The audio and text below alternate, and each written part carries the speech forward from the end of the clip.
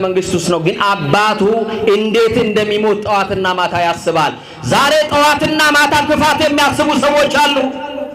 ምሽቶ ሲነጋ መቼ ነው ምጥለው የሚሉ ካልጣሉ እንቅልፍ የማይወስዳቸው ገለውም የማይረኩ ክፉ ሰዎች ተፈጥረዋል። እግዚአብሔር ደጎች ያድርጋችሁ። ጥጋብ የቤታችሁ ሙላት ደስታችሁ ክርስቶስ ነው። ወገኖቼ ገንዘብ ማረፊያ አይሆንም ይሆናል ወይ? ስልጣን ማረፊያ ይሆናል ወይ? ብዙ የሰበሰብነው አሳርፎናል ወይ? አያሳርፍም ወገኖች። መኳንንት መሳፍንት አረጋችኋለሁ ያጥንታችሁ ፍላጭ የሥጋችሁ ቁራጭ ብሎ ሰባ የሆነውን የእናቱን ቤተሰብ ቀስቅሶ ቤተ መንግስት አስገብቶ አምነውት ቢደገፉት እንዴት እንደሚሞት ጠዋትና ማታ ያስባል። ዛሬ ጠዋትና ማታ ክፋት የሚያስቡ ሰዎች አሉ። ምሽቶ ሲነጋ መቼ ነው ምጥለው የሚሉ ካልጣሉ እንቅልፍ የማይወስዳቸው ገለውም የማይረኩ ክፉ ሰዎች ተፈጥረዋል።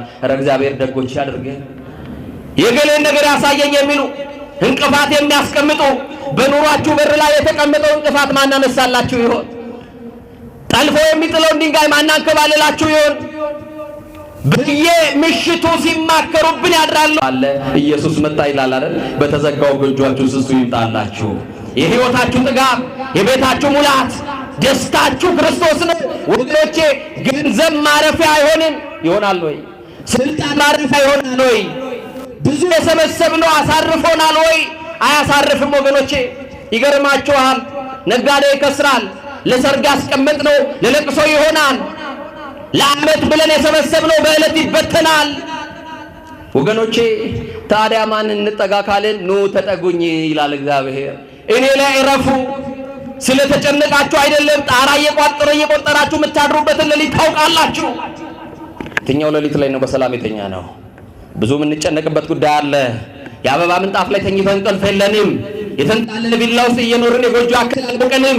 ለብሰን ይበርደናል፣ እየበላን ይርበናል፣ ጠጥተን ይጠማናል። ወገኖች ጎተራም ይጎድላል፣ ባለጸጋም ይደህያል፣ ነጋዴም ይከስራል። እግዚአብሔርን የተጠጋ ግን ለዘላለም ይኖራል። ማን የተጠጋ? ዳዊት እንዳለ አንተ ሰምስካዬ አንተ ግን አለ መጠጊያዬ ነህ። ወገኖቼ ስልጣናችሁን አትጠጉ፣ ዘመዳችሁን አትጠጉ። አስደግፎ ትቶ ይሄዳል ወዳጅ። ስሞ ማይነክሰው መድኃኔዓለምን ተጠጉ። ወዶ ማይጥላውን መድኃኔዓለምን ተጠጉ። አፍቅሮ ማይከዳውን መድኃኔዓለምን ተጠጉ። ወረት የሌለበትን አስደግፎ ትቶ የማይሄደውን በበረሃ ጓዳችሁ እሱ መድኃኔዓለምን ያዙ። በትከሻችሁ የሚሸከማችሁን የታምረ ማርያም ደራሲ ቅዱስ ደቅስዮስ ምንድነው ያለን?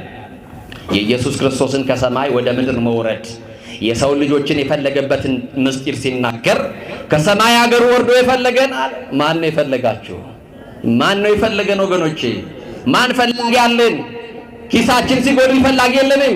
ሲሞላልን ሳይነጋ በራችንን የሚያንኳኩ እያለን በቁልምጫ ቃል የሚጠሩን በሰው መካከል ሳቃቸው ሳይመጣ እያስመሰሉ የሚስቁልን ሳንቲም ስናጣ ማጣት ስንጀምር ልብሳችን መቆሸሽ ሲጀምር ሁሉ አጀብ ይበተናል።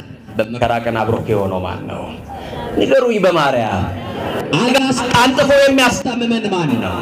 በቁስላችን ላይ ዘይት የሚደፋልን ማን ነው? ለዚህ ነው የታምረ ማርያም ደራሲ እንዲህ አለ፣ ከሰማይ ሀገሩ ወርዶ የፈለገን ካለ በኋላ ባገኘን ጊዜ በትከሻው የተሸከመን ይላል። ባገኘን ጊዜ በምኑ የተሸከመን?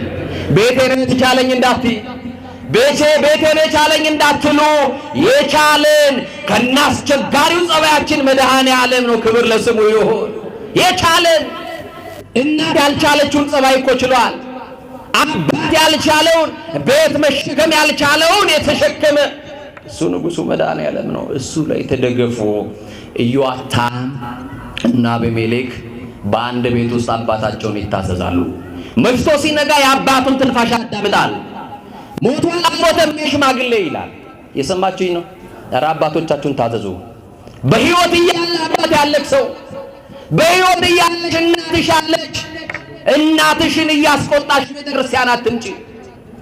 አባቴን እያሳዘንክ ዕድሜ ያጥራል፣ እድልህ ይሰነካከላል። እድላችሁ እንዲቀና ከፈለጋችሁ፣ ዘመናችሁ እንዲረዝም ከፈለጋችሁ የእናታችሁን ጉልበት በሕይወት እያለች ሳሙ። የተመረቀ ልጅ እንጀራ ይወጣለታል። የአባቱን እርግማን አይቶ እንደተረገመው እንደ ኖህ ልጆች እንዳትሆኑ። የአባቱን ውድቀት ፈለገ ልጅ። እንዴት ያለ አጋንንት ቢሰፍርብን ነው ዛሬ እንደዚህ ክፉዎች ይሆን ነው? እንዴት ክፉዎች ብንሆን ነው? እርቃን መግለጣችን ሳያንስ የገለጥነውን እርቃን ለዓለም የምናሳይ ጉዶች ይሆን ነው? ኧረ እግዚአብሔር ይማረን። አሜን በሉ እንጂ። አልጋ ያልያዝን በሽተኞች እኮ ነን። ሆስፒታል ያልገባን ኃጢአት ውስጣችንን ገዝግዞ እየበላ ከክብር ያነስን ከክርስቶስ ወንጌል ዘር የበለጠብን ምስኪኖች ነን። ይማረን። ማን ይማረን? እና አቤሜሌክ ጠዋት ይነሳና ትንፋሹን ያዳምጣል አለ። እስቲ ጥያቄ ሊጠይቃችሁ መልሱልኝ። የታመመ ሁሉ ይሞታል እንዴ? ንገሩኝ። የሸመገለ ሁሉ ይሞታል እንዴ? ሽማግሌው በአልጋ እያለ ጣቱን ይጠራል። ወገኖቼ ምንድነው ዋስናችሁ? በጣም ይገርመኛል። ልበ አምላክ ቅዱስ ዳዊት መሽቶ ሲነጋለት እንዲህ ይለዋል። እግዚአብሔርን እየሰማችሁኝ ነው? መሽቶ ሲነጋ ታሪክ ቀያሪውን ንጉሥ እንደዚህ ይለዋል። አንሰ ሰገብኩ ወኖንኩ ተንሣእኩ እስመ እግዚአብሔር አንሣኒ እያለ ያመሰግነዋል። ተዋል እኔ ተኛሁ አለ፣ አንቀላፋሁ፣ እግዚአብሔር ደግፎኛልና ነቃሁ ይላል። ደግፎ ያነቃህ ማን? ደግፎ ያነቃን ማን ነው? ወጥተን ለመግባታችን የማን እርዳታ ነው? ተኝተን ለመነሳታችን ማን ሲያግዘን ነው? እንደዛ ባይሆንማ የእግዚአብሔር ረድኤትና ገዛ በእኛ ጋር ባይሆን ነው የገዛ ምራቃችን ጠላት ሆኖ እኮ ይገለል ይችላል። እየጠቀለልከውን እንጀራ ለማላመጥ ያላመጥነውን እንጀራ ለመዋጥ እግዚአብሔር ሲረዳ ነው። ማን ሲረዳ? እና የምናመሰግንበት ነገር በጣም ብዙ ነው። ሐዋርያው ቅዱስ ጳውሎስ እንደነገረን አይኩቱሙ እንተ ኩሉ ብሎናል። በሁሉ አመስግኑ። በምን አመስግኑ? ዛሬ በጉድለታችን እንድናመሰግነው እሱ ይርዳል። በጎደለን ነገር ላይ ተመስገን እንድንለው። ጤናው ከጎደለብሽ ተመስገን በዩ። ጣራ እየቆጠርሽ ያደርሽበትን ሌሊት ታዩ። እንዲህ ከመከራችን ጋር የምንኖረው ማን ስላለን ነው? እንዲህ በችግር ውስጥ የምንኖረው ማን ስላለ ነው? እስቲ ንገሩኝ። እንጀራ የምንበላው ማን ስላለ ነው? ዲግሪ ስላለክ፣ ሰርቲፋይ ስለሆንክ ማን ስላለ ነው? ወግዚው መጋቤ ሁሉ በለዋ። አቤቱ የሁሉ መጋቢ ነህ። እንጀራ የተጋገረው ከሰማይ ነው። ማንም ሰፍሮ እንጀራ አልበላሽም። ያንተ እድል ያንተ እንጀራ ያለው እግዚአብሔር ጋር ነው። ለዚህ እኮ ነው ዳዊት እግዚአብሔር አለ እድል ፈንታዬ ነው ይላል። ምን ነው በሉ እንጂ እድል ፈንታዬ ነው። እና በጣም የሚገርመው አቤሜሌክ ጠዋት ተነስቶ የአባቱን ትንፋሽ ያዳምጣል። ሊሞት አልቻለም። ሳምንታት ይጠብቃል፣ ወራት ይጠብቃል። ሽማግሌው ሸመገለ። እድሜ የሰጠው እግዚአብሔር ነው፣ የሚያኖረው እግዚአብሔር ነው። ግን የሚኖረውን አባቱን እድሜ ለማሳጠር ፈለገ። ወገኖቼ አባት ያዘነበት ልጅ እድሜ የለውም አለው? ንገሩኝ። የለውም። የአባቱን ሞት ተመኝቶ በዘመነ መሳፍንት አንድ ንጉሥ ሲሆን ወደ ቤተ መንግስት ሲገባ የአባቱን ወገን ነው ቤተ መንግስት ይዞ የሚገባው። የእናት ወገኖች ደግሞ ከቤተ መንግስት ውጪ ነው የሚኖሩት። ከቤተ መንግስት ውጪ የሚኖሩትን ሰባ የእናቱን ቤተሰቦች ምርጫ ሊቀሰቅስ እኔ ንጉሥ አድርጉኝ ብሎ ቲፎዞ ለመሰብሰብ ተነሳና ሄደ ወደ ሰቂማ። በሰቂማ ሄደና የእናቶቹን ቤተሰቦቹን ሰባዎቹን ሰብስቦ እንዲህ አላቸው።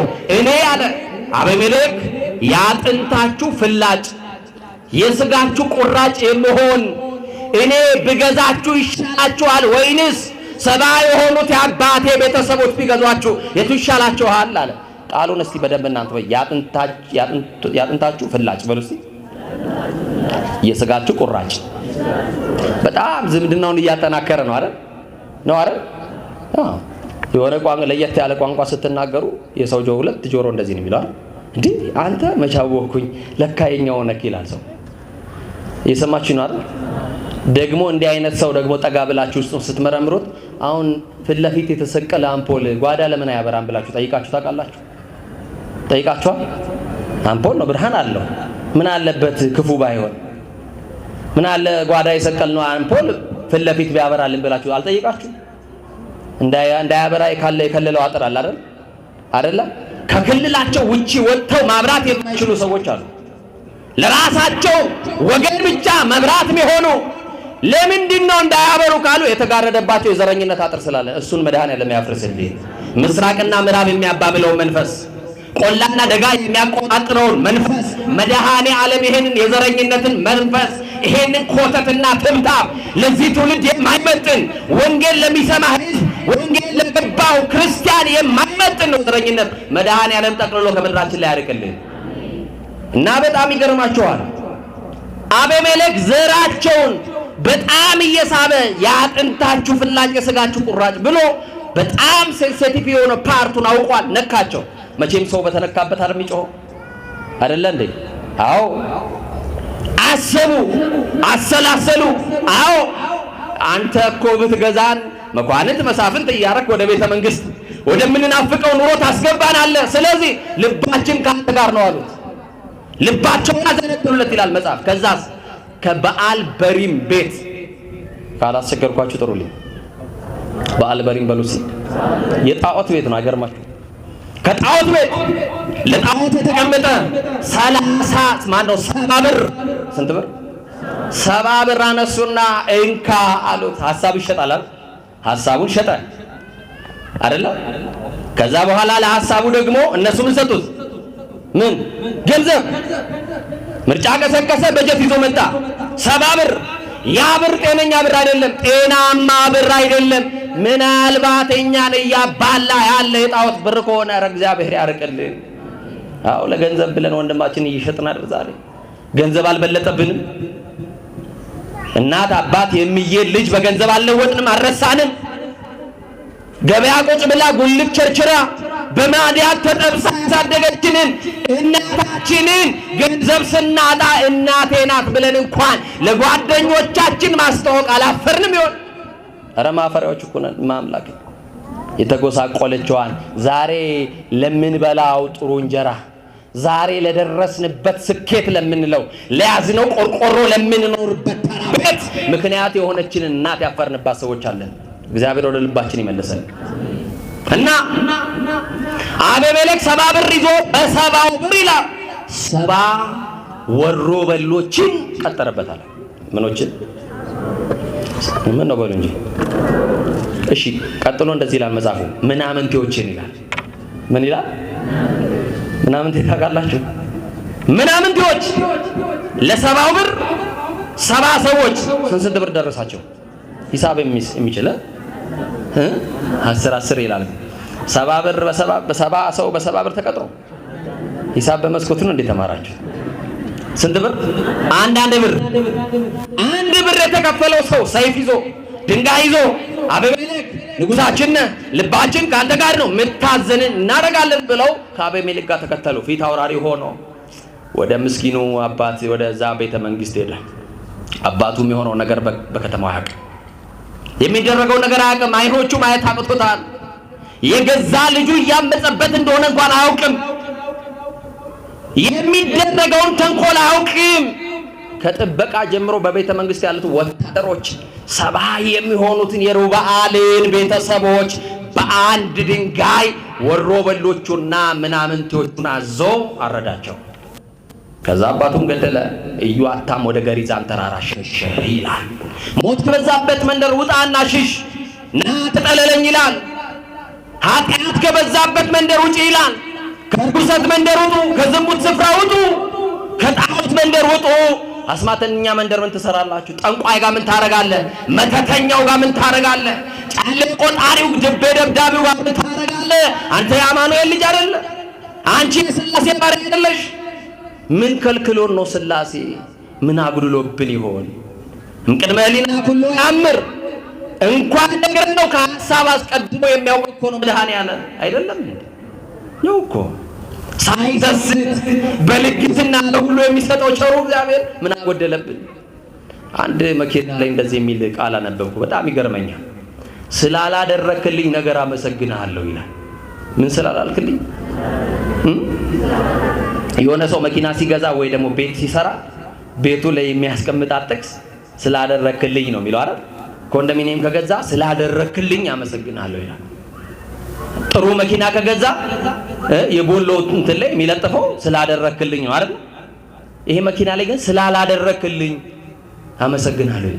ምናልባት እናንተ ለምናችሁት እግዚአብሔር ይሄ ነገር በዚህ ሰዓት በዚህ ጊዜ ያስፈልገኛል ብላችሁ እግዚአብሔር ከልክሏችሁ አይደለም። እናንተ የሚያስፈልጋችሁን ያውቃል አያውቅም? በሰዓቱ የዘገየው የማያስፈልጋችሁ ምናልባት ያ ገንዘብ መጥቶ ብታምጹበት ምናልባት ያ ገንዘብ መጥቶ በሰዓቱ ከእግዚአብሔር ሐሳብ ብትወጡበትስ? ልጆቹ ነን እኮ እንዳንጠፋበት እግዚአብሔር ምናልባት የሚያስፈልገንን እንጂ የማያስፈልገንን አይሰጠንም። አሁንም የሚያስፈልጋችሁን እግዚአብሔር ይስጣችሁ እና አረዳቸው። ኢዮአታም ወንድሜ ጨካኝ ሆኗል፣ ገዳይ ሆኗል፣ ወንድሜ እኔን የሚገለኛል ለስልጣን ብሎ ሸሸና ተራራ ላይ የት ገሪዛን የሚባል ተራራ ላይ በገሪዛን ተራራ ላይ ጮኸ፣ አለቀሰ። እንዲህ አለ፣ እናንተ የሴኬም ሰዎች ስሙኝ። አዎ እናንተ የኢትዮጵያ ሰዎች ስሙኝ፣ ኢትዮጵያውያን ስሙኝ። የቀድሞ ፍቅራችሁ የተነጠቃችሁ አብሮ መብላቱን ትታችሁ በር ዘግታችሁ መብላት የጀመራችሁ ኢትዮጵያውያን ስሙኝ። በር ዘግቶ መብላቱ ሲገርመን በር ከፍቶ መብላት የጀመርን ኢትዮጵያውያን ስሙ። እግዚአብሔር እንዲሰማችሁ ስሙኝ። የሴኬም ሰዎች እንዲህ አላቸው፣ እግዚአብሔር እንዲሰማችሁ ስሙኝ አለ። ማን እንዲሰማችሁ? እግዚአብሔር ጸሎታችሁን ይስማ። እግዚአብሔር እንዲሰማችሁ ስሙኝ አለና እንዲህ አለ፣ በአንድ ወቅት ዛፎች ተሰበሰቡና ንጉሥና እንግሳሉ አለ። ፓርላሜንታዊ ስርዓት አላቸው እንዴ? ንገሩኛ። ይመርጣሉ፣ ንጉሥ ይሾማሉ። ዛፎች የተሰበሰቡት ግን ዛፎች ናቸው። ንጉሥና እንግሳሉ። ዛፍ የተባለ በንግስናው በስብሰባው ላይ ተገኝቷል። ፍሬ ያለው መጥቷል። ጥላ የሚሆነው መጥቷል። ታላላቅ የከበሩ እጽዋቶች ተሰብስበዋል። ከዛ በኋላ የመጀመሪያው የንግስና ለማን እንስጥ ብለው ተባከሩና ወይራ የተባለውን ጠሩት። ማንን ታውቃላችሁ? ወይራ ያለው ጽኑ ነው። ወይራ ዘይት ነው። ቢጠለሉት ያስጠልላል፣ ቢደገፉት ያስደግፋል። ያስደግፋል፣ ያስደግፋል። ወንድም ያውን ወንድምህን ታስደግፈዋለህ። ለወንድማችን ጥላ ነው የምንሆነው፣ ጠላት ነው የምንሆነው። እናስጠልላለን፣ የደከመውን ማሳረፍ እንችላለን። ወገኖች ዛፉን እንዲህ አሉት፣ ወይራ ንገስብን፣ አባቱን ገለው ንጉሥ ከሆነ አንተ ትሻለናለህ፣ ንገስ አሉት። እንዲህ አለ ወይራ። ራሱን አየ፣ ራሱን ተመለከተ። ራሳችን እንድንመለከት ሥላሴ ይረዳል። ብፁዕ አቡነ ሽኖዳ ሳልሳዊ ቢዩር ሰልፍ የሚል መጽሐፍ አላቸው። ራስን ስለመሆን ማንን ስለመሆን ማንን ራስን እና ራሱን አየ። ምንድነው የኔ ጸጋ አለ። ቅባት ነው፣ ዘይት ነው። ከቤተ መንግስት እስከ ቤተ ክህነት ይፈልጋል። ቅባትነቱን ንግስናውን ትቶ ደግሞ ንጉሥ አልፈልግም። ቅባትነቱን ትቶ ዘይትነቱን ትቶ አሁን አሰበና እንዲህ ብሎ መለሰላቸው። እየሰማችሁ ነው። ለቤተ እግዚአብሔር መስዋዕትነቴን አለ። እስቲ በሉ በሉ እንጂ ለቤተ መንግስት ቅባትነቴን፣ ይሄን ትቼ ንጉሥ አልሆንም። በዚህ ዓለም ቢሾሙ ይሻራሉ። የትላንት ባለጸጎች የታሉ? የትላንት ነገስታቶች የገቡ? የትላንት ቆንጆዎች የታሉ? የትላንት ዝነኞች የደረሱ? ዓለም ቆባ ያጨበጨበችላቸው የደረሱ? ዓለም የአንበሳ ቆዳ አልብሳ የዘፈነችላቸውን የውሻ ቆዳ አልብሳ አረገመቻቸው? የሉም። ክብራቸው መቃብር ከድኖታል። ዞር ብላችሁ ያቸው የሉም፣ የሉም። እና ጸጋዬ ምንድነው ሲል ቅባት ነው አይደል? ነቢያቱ የሚያነግሱበት፣ ካህናትን የሚሾሙበት፣ ነገስታቱም ደግሞ ሲሾሙ በነገስታት አናት ላይ የሚቀባ ቅዱስ ቅባት ነው። እና ቅባትነቴ እኮ ለዘላለም ነው። ደግሞ ጥላ ነኝ። የደከመው ሰው መጥቶ ያርፍብኛል። ይሄን ትቼ ንጉሥ አልሆንም፣ ጸጋዬ ይሻለኛል አለ። እስቲ በሉ በማርያም በሉ። ምሳ አልበላችሁም? ዛሬ እራት ጋብዛችኋል። እስቲ በደንብ በሉ። ጸጋዬ ይሻለኛል። ከጸጋ ግምጃ ቤት ያቆየን ሥላሴ፣ ከተዋህዶ በረት ያቆየን ሥላሴ። ጸጋዬ ይሻለኛል፣ ንግስናውን አልፈልግም አለ። እንግዲያውስ ማን ይንገስ ሲሉ ወይን የተባለውን ዛፍ ጠሩት። ወይን በል አንተ ንገስብን፣ አባቱን ገሎ ንጉሥ ከሆነ አንተ ትሻለናለህ፣ ንገስ አሉት። ወይን እንዲህ አለ። ወይን ታውቃላችሁ ግን? ኧረ በልታችሁ ጠጥታችሁ ምን ነው ሳቃችሁ? በጣም ብዙ ሰው የሚያውቀው ጥቅስ ምንድን ነው ስለ ወይን? ወይን እኔ አላልኩም። ዛሬ ግን አትስከር የሚለውን ጥቅስ ነው ልነግራችሁ የመጣሁት። እና ወይን በነገስታት ፊት ለፊት በክብር የሚቀመጥ ፍሬ ጣፋጭ ፍሬ ያለው ምግብ ነው አይደለም? ቢጠጡት ደግሞ የሰውን ልብ ደስ የሚያሰኝ መጠጥ ነው። ወይን ጸጋዬ ምንድነው አለና ራሱ ሲመለከት እንዲህ አለ፣ እናንተ አሁን ከኔ ጋር በሉ ለቤተ እግዚአብሔር መስዋዕትነቴ ለሰው ትምስሕት መሆኔን የሰውን ልብ ደስ ማሰኘቴን ትቼ ንጉሥ አልሆንም፣ ይቅርብኝ፣ ጸጋዬ ይሻለኛል አለ። ምን ይሻለኛል? በቃ ጸጋዬ ይሻለኛል አለ። አሁን እንደው ለቀበሌ ትመረጣላችሁ ብትባሉ እንደው በየብሎክ እየሄዳችሁ ኮንዶሚኒየም ካለ የሆነ ነገር እየሄዳችሁን ምርጫ ቀስቀሳ ወይኔ ዘይት ሳትሰጠፊ ስኳር ታገኛለች ነው የምንለው። እነሱ ግን ጸጋቸውን ሲያዩ ከጊዜያዊ ሹመት እግዚአብሔር ለዘላለም የሰጠን ጸጋ ምን ይላል? ይበልጣል ብለው አሰቡ። ከዛ በኋላ ማን ይንገስ ታዲያ? በለስን ጠሩት። ታውቃላችሁ በለስ ጣፋጭ ምግብ ነው። በለስ ንገስብን ሲሉት እንደ ወይራው እንደ ወይኑ ጸጋውን ሲያይ ጣፋጭ ምግብ ነው። ምግብነቴን ትቼ ንግስና ይቅርብኝ፣ ጸጋ ይሻለኛል አለ። ምንም ጸጋ የሌለው ቢደገፉት የማያስደግፍ ቢጠለሉት የማያስጠልል ልክ እንደ ዛሬ ወዳጅ እሾህ የተባለ ስብሰባ ውስጥ ተገኝቶ ነበር። እሾህ ግን ምን ይሰራል? አልታዘባችሁትም? እነዚህን የሚያካክሉ የከበሩ ዛፎች ባሉበት ፍሬ ያላቸው በፍሬያቸው ጥላ ያላቸው በጥላቸው መጥተው ንግስና ተሰጥቷቸዋል። ጥላ የሌለው የሚያደማ የሚዋጋ ዛሬ እንዲህ ነው የገጠመን። እናስደግፋለን ይላሉ፣ ስንደግፋቸው ያደማሉ፣ ይዋጋሉ፣ ያደማሉ። ባል ለሚስቱ እሾህ ሆኗል። ሲወጣ ሲገባ በነገር የሚያደማ እሾህ፣ ስትወጣ ስትገባ በነገር የምታደማ እሾህ ሆናለች። እንዲህ ያለው መርዝ እግዚአብሔር ከትውልዱ ላይ ይቀልል እና በቃ ያለው እድል እሾህ ላይ ነው። እንደው ይገርማል እኮ አንዳንድ እድል ይገርማል አይደል? እድል ይገርማል። እሾህ ንገስ አሉት። ኤክስፔክት አላደረገም። እኔ ንጉስ፣ እኔ እርግጠኛ ናችሁ እኔ ሊል ይችላል አይደል? ንጉሱን አሉት፣ ንገስብን አሉት። ምን አለው ጸጋ ቢመካበት? ራሱን ቢያይ ምን አለው? የለውም። ዛሬ ክርስቲያኖች እሾህ እንዳንሆን ነው እግዚአብሔር ነውና ተጠለሉ። እየሰማችሁ ነው? የጠወለገ የሚለመልመው መድኃኔ ዓለምን ሲጠጋ ነው። ማንን ሲጠጋ? በቃ ነው አለ እና እሾህ እንዲህ አለ። በጣም በትዕቢት ታነግሱኝ ከሆነ ንጉሱን ብላችሁ ፈቅዳችሁ ከሆነ ከዶግ እሳት ይውጣ፣ የሊባኖስን ዝግባ ይብላ፣ እሳት ከኔ ይውጣ ያቃጥል እያለ በትዕቢት ተናግሮ እንዲህ አለ። ንዑ አጽልሉ ታሕተ ጽላሎቴ አላቸው። ኑ ከጥላይ በታች ተጠለሉ አላቸው። እሾህ ጥላ አለው እንዴ? አለው ጥላ? የለውም። እሾህ የተባለው አቤሜሌክ ነው። ኑ መኳንንት መሳፍንት አረጋችኋለሁ፣ ያጥንታችሁ ፍላጭ የሥጋችሁ ቁራጭ ብሎ ሰባ የሆነውን የእናቱን ቤተሰብ ቀስቅሶ ቤተ መንግሥት አስገብቶ አምነውት ቢደገፉት ስሑታን አድርጓቸዋል። ዘመዳችን ወገናችን ብለው ተደግፈው አድምቷቸዋል፣ ወግቷቸዋል። እሾህ በከተማው ላይ ነገሰ። ለ3 ዓመት ሴኬምን አስጨነቀ። የሴኬም ሰዎች የእናቱን ወገኖች ሳይቀር አስጨንቆ ገዛ። አቤሜሌክ ኢዮአታም ግን በገሪዛን ተራራ ላይ ማልቀስ ጀመረ። ከ3 ዓመት በኋላ የኢዮአታምን ለቅሶ እግዚአብሔር ሰማ። እግዚአብሔር የአባቶቻችን ጸሎት ይስማ።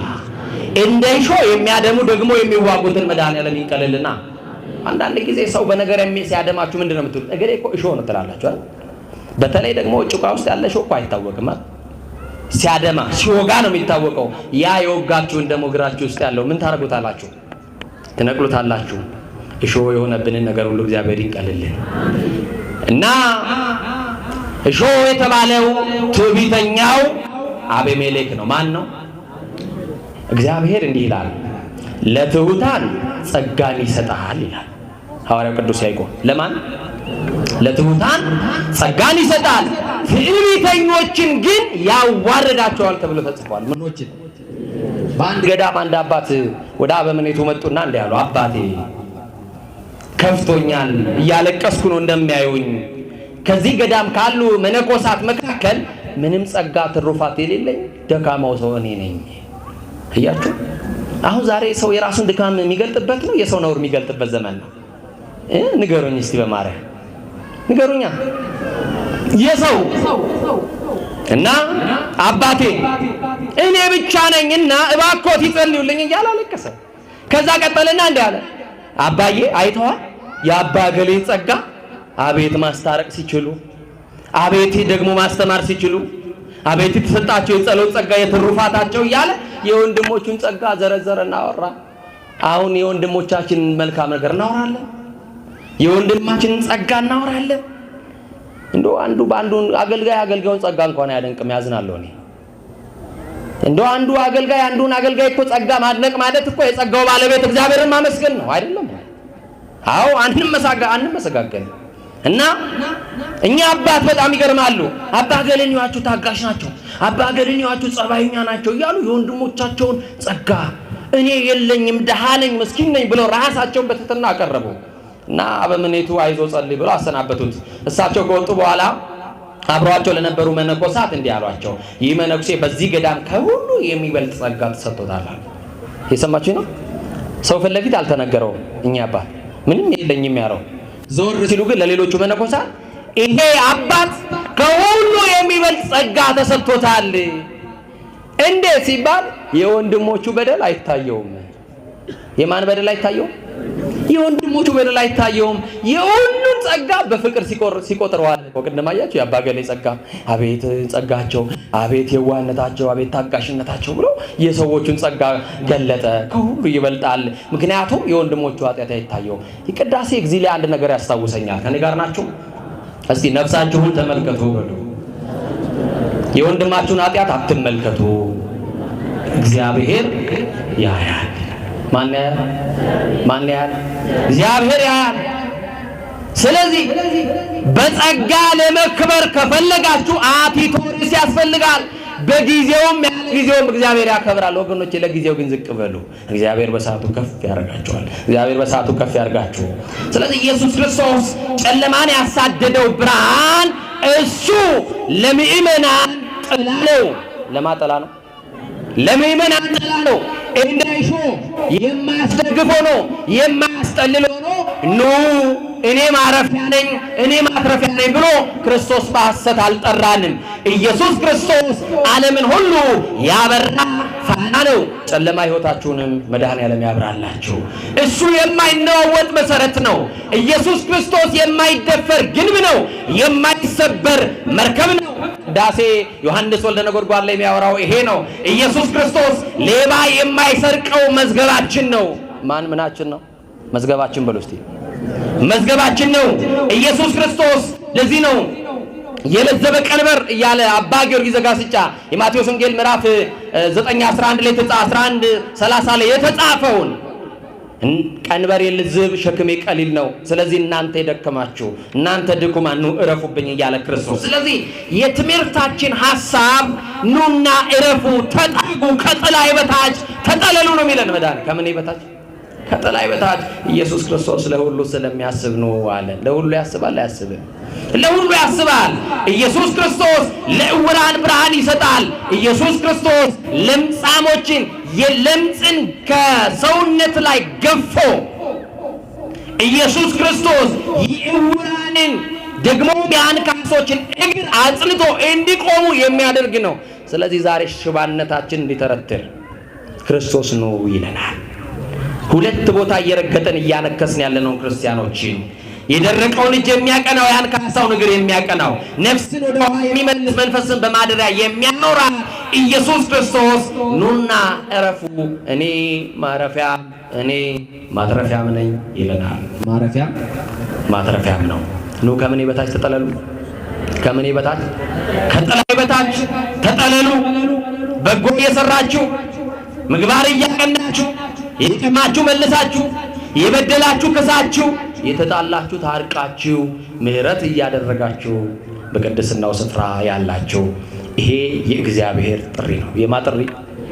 የእግዚአብሔር ጥሪ ደግሞ በሕይወት ጥላ ውስጥ እንድንጠለል ነው። በምን ጥላ ውስጥ? በሕይወት ጥላ ውስጥ። አንድ ሰዓት አልቋል። አንድ አጠር ያለች ታሪክ ልንገራችሁና አላቆም።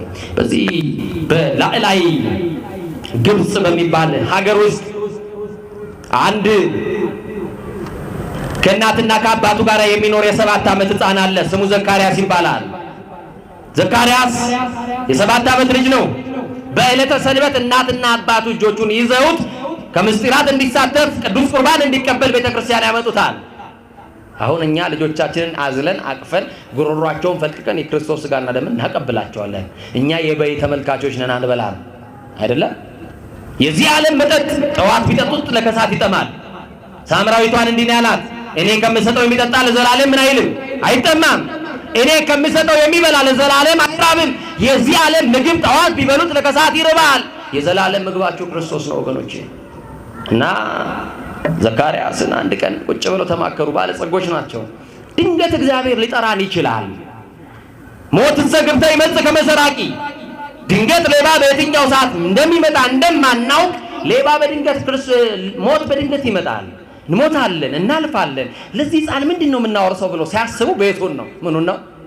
ቤት ነው። ገንዘብ አለ፣ ወርቅ አለ። ለዚህ ሕፃን ለዘካርያስ ይሄን እናውርሰው አለ አባት። እናት ግን አይሆንም አለች። ካወረስነው ሃይማኖት እናውርሰው፣ ካወረስነው ትልቁን ሀብት ክርስቶስን እናውርሰው አሉ። ትልቁ ሀብት ማን ነው? እስቲ ንገሩ በማርያም። ክርስቶስ ትልቁ ሀብታችሁ እሱ ነው። አያችሁ፣ አላህ ይፈርሳል አይፈርስም? ይሄ ዓለም ያልፋል። የሚያልፈውን ሳይሆን የማያልፈውን ክርስቶስን እንሰጥሃለን አሉትና እጆቹን ይዘው ወደ ገዳም ወሰዱት። ነጭ አልብሰው አበምኔቱ ጋር ተቃቆሙት። አባታችን ዛሬ የመጣ ነው ለቅዱስ ቁርባን አይደለም፣ ትልቅ ስጦታ ልንሰጥ ነው ለቤተ ክርስቲያን አሉ። ልጆቼ ማስጦታዎች ናቸው። እግዚአብሔር የሰጠንን ግን ለእግዚአብሔር እንሰጣለን ነው? አንሰጥም። ልጆች እግዚአብሔር ስጦታዎች ናቸው። ይሄ ዘካርያስ አንድ ብቻ ልጃችን ነው። የዓይናችን ማረፊያ የልባችን ተስፋ ነው። ይሄንን ልጅ ለቤተ ክርስቲያን ብፅዓት አድርገን ልንሰጠው ነው። ዘመኑን ሙሉ በዚህ ገዳም አባቶቹን እግር እያጠበ ያገልግል። እድሜው ሲደርስ ደግሞ አስኬማ መላእክት አቀዳጁት፣ አመንኩሱት፣ ቀድሞ ረዶኖ ያገልግላችሁ ብለው ይሄው ከዛሬ በኋላ የኛ ሳይሆን ይሄ የክርስቶስ ነው ብለው ሰጡት። የማን ግዴለ የማን በሚሞት ስጋችሁ ላይ ኃጢአት አይንገስባችሁ ነው ያለን። ወጣትነታችሁ ለክርስቶስ ስጡታ። ወጣቶች እናንተ ታስፈልጉታላችሁ ለክርስቶስ። ወጣቱን ገና የ7 ዓመት ጨቅላ ሕፃን ልጅ ለክርስቶስ ሰጥተናል። ስንሞት ቤታችንን ገዳሙ ይውረሰው አሉ። ስንሞት ገዳሙ ይውረሰው። ይሄ ልጅ ግን ከዛሬ በኋላ የኛ አይደለም የክርስቶስ ነው ብለው የመጨረሻውን ስንብት እንሰነባበት። ዘካርያስ አንተን ለክርስቶስ ሰጥተናል፣ ይከፋል አሉት። ኧረ ደስተኛ ነኝ አለ ሐዋርያው ቅዱስ ጳውሎስ። ሁልጊዜ በማን ደስ ይበላችሁ ነው ያለ? በማን? በክርስቶስ። በክርስቶስ ባለው ደስታ እናት አባቱ የክርስቶስ ስላደረጉት በጣም የ7 ዓመት ሕፃን ደስተኛ ሆኖ እማዬ ብሎ አንገቱን አቅፎ አባዬ ብሎ አንገቱን አቅፎ ስሞ ከዛሬ በኋላ በዓይነ ሥጋ ላንተያይ እንችላለን። አባቶቼን አገለግላለሁ እንዳላችሁት እግዚአብሔር ከፈቀደልኝ አስኬማ መላእክትን ተቀዳጅቼ መነኩሴ ሆኜ በገዳም ደግሞ ዘመኔን ክርስቶስን ሰጥቼ ወጣትነቴን፣ ጊዜን፣ ሁሉ ነገሬን የሙሉ ጊዜ አገልጋይ ሆኜ አልፋለሁ። ግን እማዬ እኔን ለክርስቶስ ሰጥተሻልና በመንግሥተ ሰማያት የምታገኘው ክብር አለ። አባዬ እኔን ለክርስቶስ ሰጥተሃልና በሰማይ የምታገኘው ምን አለ? ክብር አለ። በሰማይ እንገናኝ። አባዬ ቻው፣ እማዬ ቻው አለና የእናት አባቱን እጅ ለቀቀና ከማህበረ መነኮሳት ውስጥ ተደባለቀ። እንዴት ያለ ልጅ ነው! ልጆቻችሁን የክርስቶስ ያርግላችሁ። ለዚህ ዓለም አይደለም ለመድኃኔ ዓለም የሚያገለግሉ ልጆች ይስጣችሁ እግዚአብሔር። እና በጣም የሚገርም ነው። እናቱ እንባዋን እየጠረገች አባቱ እንባውን እየጠረገች ያክነው ወደ ቤት ተመለሱ። አደገ። አባቶቹን እያገለገለ እየታዘዘ ደከመኝ ሰለቸኝ ሳይል በትህትና በጸጋ እያገለገለ ከዛ ቅዱስ ስፍራ ከሕይወት ጥላ ውስጥ እያገለገለ 22 ዓመት ሲሞላው አመነኮሱት። ስንት ዓመት? እኔ ገርመኛል። እንደ አንድ ጊዜ በማህበራዊ ሚዲያ እኛ ወጣት መነኮሳትን ሳይሆን ፎቶአችንን እየለጠፉ በጣም ብዙ ነገር የሚናገሩናል። አሁን በቅርብ ጊዜ ራሱ ወጣትነታችን ለክርስቶስ መስጠታችን እንትን ነው ነውር ነው እንዴ? ንገሩኝ። እንግዲህ ይላችሁ ነውር ነው። እኛ ራሳችንን ለክርስቶስ በመስጠት የሚቀና ዲያብሎስ ካልሆነ በስተቀር በጣም ይደንቀኛል። አዝናለሁ። ቤተክርስቲያን ለሚያገለግል አሁን ካህን እየሰደብን ግን ንስሐ የምንገባው ማጋራ ይሁን ያሳዝናል እኮ። እግዚአብሔር አንደበታችንን እግዚአብሔር ይቆጣጠርልን። ቤተክርስቲያን ስለ አንደበትና ስለ ዓይን ትጸልያለች። እንደው እንዳላበዛ ምን ትላለች መሰላችሁ? በቅዳሴ ሰለስቱ ምዕት ላይ ጸጉር አይምሮ ላይ ይንታልባቢና ወቀብ ከናፍሪነም ነገር እኮ ትላለች። አዎ ከንፈራችንን ክፉ ከመነጋገር ከልክልልን ትላለች። አንደበታችንን ክፉ ከመናገር ይከልክልልን እና መነኮሰ አባቶና አባ ዘካርያስ ተባለ። ማተባለ አባ ዘካርያስ ተባለ። ማን ያውቃል ከዚህ ውስጥ ለዚህ ክብር የታጨ ይኖራል?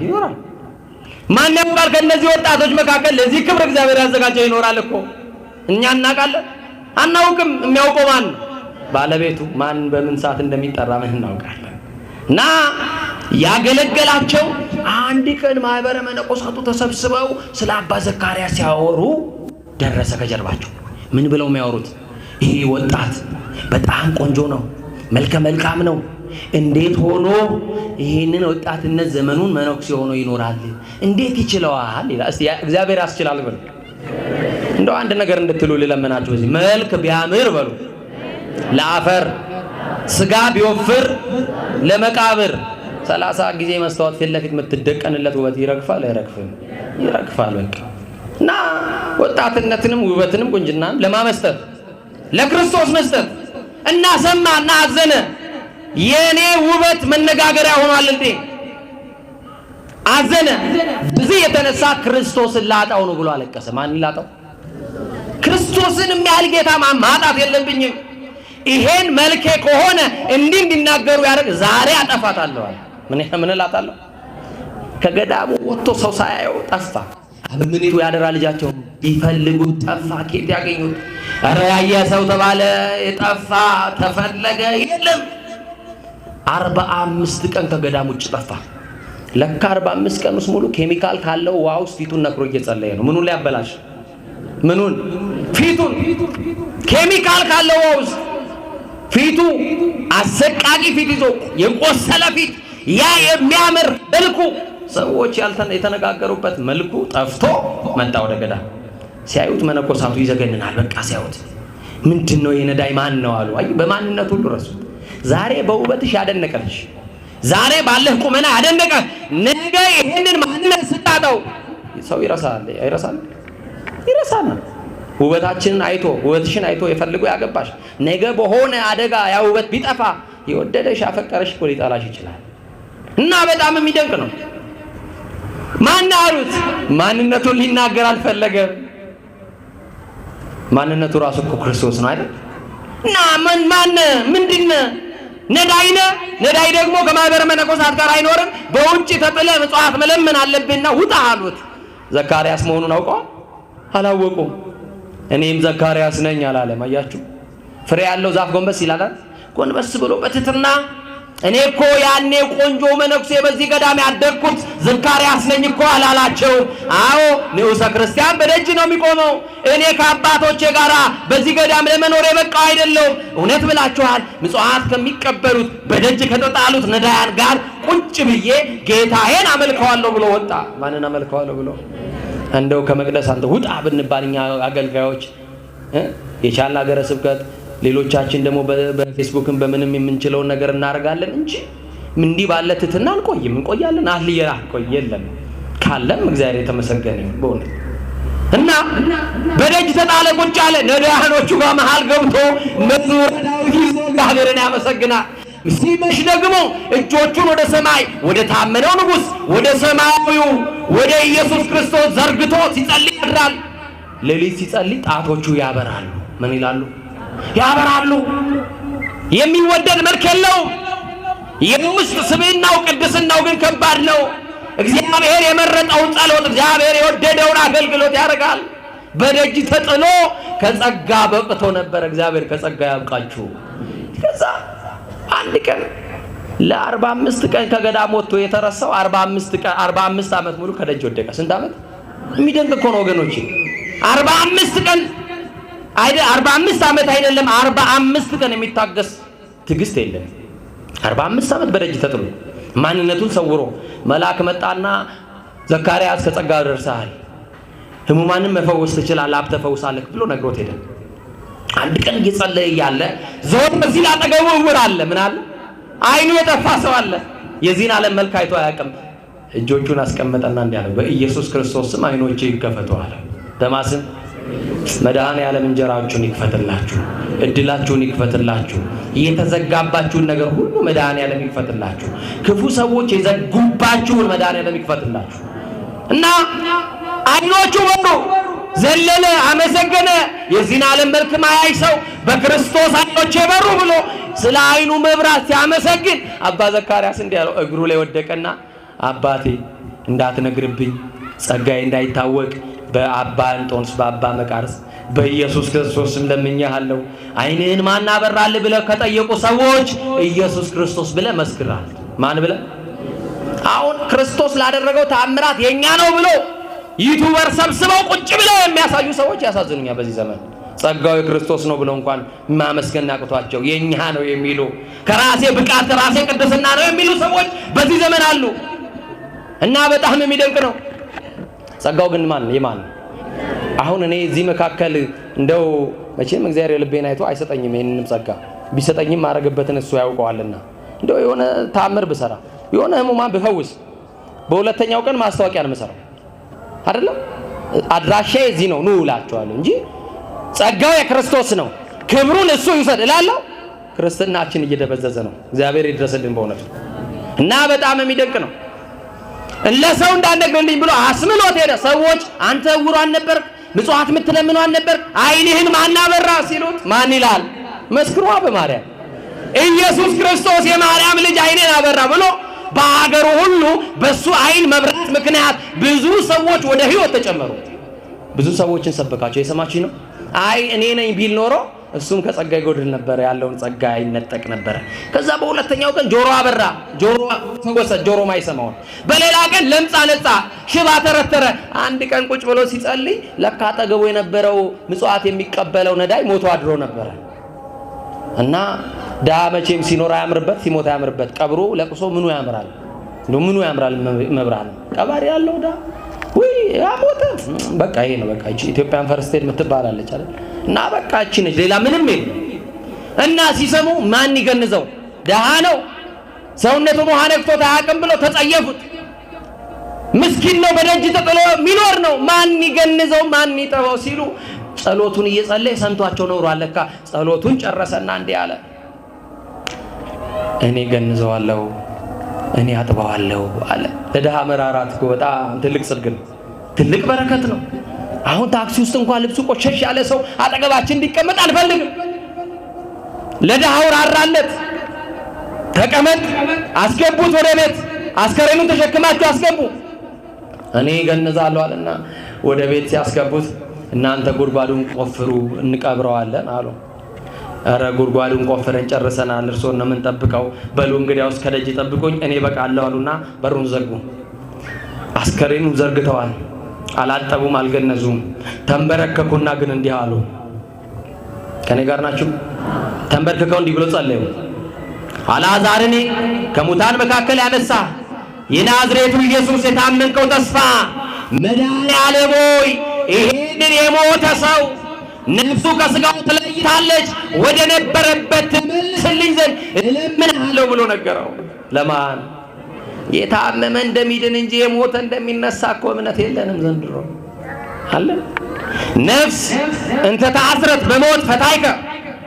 ቅዱስ ኤጲፋንዮስ የቆጵሮስ ደሴት ኤጲስቆጶስ በቅዳሴው ላይ በሞት ታስራ የነበረችን ነፍስ ፈታሃት ይላል። በምን ታስራ የነበረች? በሞት። ይሄ ስም ከሞት የተፈታንበት ስም ነው። ኢየሱስ የሚለው ስም ከአጋንንት እስራት ብቻ አይደለም የተፈታንበት፣ ከዘላለም ሞት ያመለጥንበት፣ ገነት መንግሥተ ሰማያትን ያገኘንበት፣ ልጅነትን ያገኘንበት፣ ዕዳ በደላችን የተሰረዘበት ስም ነው።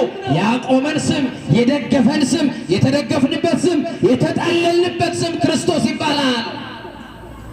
በጣም የሚገርም ነው። በረሃብ ዘመን የበላንበት፣ በልተንም የጠገብንበት ስም ክርስቶስ ይባላል። ህብስተ ሕይወት ለዘይበሉ ለሚበሉት የጣፋጭ ምግብ የዘላለም ምግብ የሆነ ስም ነው ክርስቶስ። ይህንን ስም ተጠርቶት ምንድነው የሚለው? ሎቱ ይትራው አናቅጸ ሞትም ግርማው፣ ከግርማው የተነሳ የሞት ደጆች የሚከፈቱለት ክርስቶስ ገና ስሙ ሲጠራ ያንተን ስም ሰምቶ አለ ቅዳሴ ጊዜ ላይ ሞት ይደንግጥ አለ። እስቲ ያንተን ስም ሰምቶ በሉ። ሞት ይደንግጥ። ምን ይደንግጥ? በመቃብር ያለ አይደለ እንኳን ታስሮ ተገንዞ ይቀርና በመቃብር ያለው አልዓዛር እንኳን በስሙ ሲጠራ የተነሳው ክርስቶስ ሲጠራው ነው። ሰው ከሞተ በኋላ እኮ ስም የለውም፣ አስከሬን ነው የሚባለው፣ ሬሳ ነው የሚባለው። ክርስቶስ ግን ሞተንም በስማችን ይጠራናል። የሚጠራን ደግሞ ምን ይላል? ከተቀበርንበት ጉድጓድ ላይ ያወጣል። በቃ አሁን ከዚህ ቤተክርስቲያን ጀርባ ብዙ ሰዎች ተቀብሮ ታውቃላችሁ። ምን ነው የሚጠብቁት ካለ ትንሳኤያቸውን ይጠብቃሉ። ማንም ሲመጣ በስማቸው ይጠራቸዋል ክርስቶስ። የሰማችሁ ነው። እናንተ ሙታኖች ተነሱ ይላል። የሚያነሳ ኃይል የሚሰጥ የሚቀጥል ያለቀውን የደቀቀውን ያበቃውን የሚቀጥል ስም ነው። ኃይል ያለበት ስም ነው። አያችሁ፣ በዚህ ስም ቅዱሳን ሐዋርያት ሙት አንስተዋል።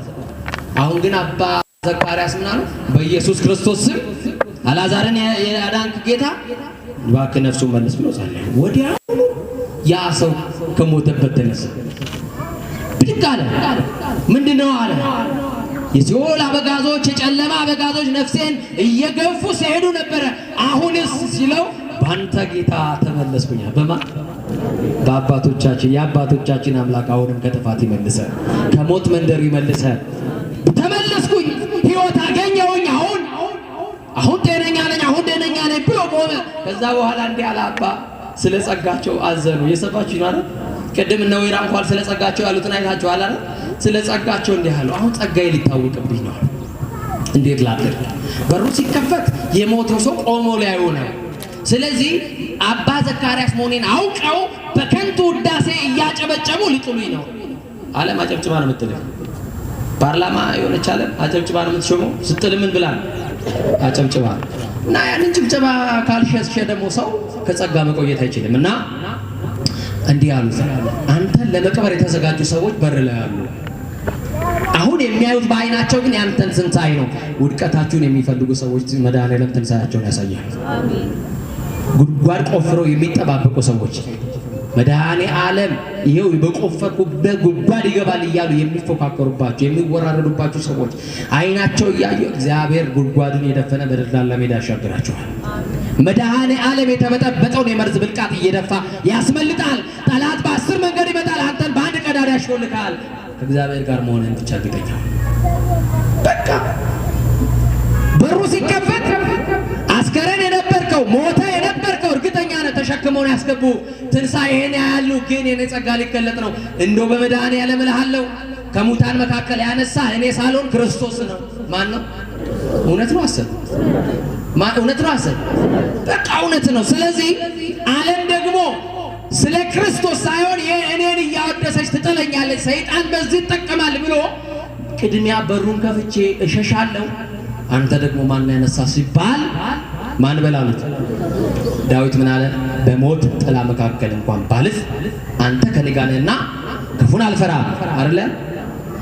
ስለዚህ በሩን ከፈተና አባ ዘካርያስ ሊቀብሩ ከተዘጋጁ ሰዎች መካከል እየሮጠ አመለጠ። እንዴ ምን ተፈጥሮ ነው ብለው ግራ ተጋቡ። ወደ ውስጥ ሲገቡ የሞተው ሰው ቆሞ አገኙ። ወደ ቤት ስትገቡ የጠፋው ተገኝቶ የጎደለው ሞልቶ ይጠብቃችሁ። መራራው ነገር ጣፍጦ ይጠብቃችሁ። ከእጃችሁ ላይ አልገባ ያለው ነገር ወደ እጃችሁ ይገባላችሁ። የተበተኑት ነገር ሁሉ መድኃኔዓለም ይሰብስብላችሁ። እና ድግት ብለው ምንድነው አንተ ሞታ አልነበርክ እንዴት ነው ሲሉት በአባ ዘካርያስ ጌታ በማርያም ልጅ በመድኃኔዓለም ከሞት ተነሳሁ አለ። ከምን ተነሳሁ? በዚህ ጾም ሁላችን ከውድቀት ያንሳል፣ ከተጣልንበት ያንሳል፣ ከክፋት መንደር ያንሳል፣ ከተቀመጥንበት የክፋት የተንኮል ወንበር ያንሳል። ኖ ከጥላይ በታች ተጠለሉ። ከጥላው በታች ተጠልለን ንስሐ ገብተን ሥጋውና ደሙን ተቀብለን ዘላለም በቤቱ ለመኖር ስሉስ ቅዱስ ይፍቀዱልን። ይቆየን።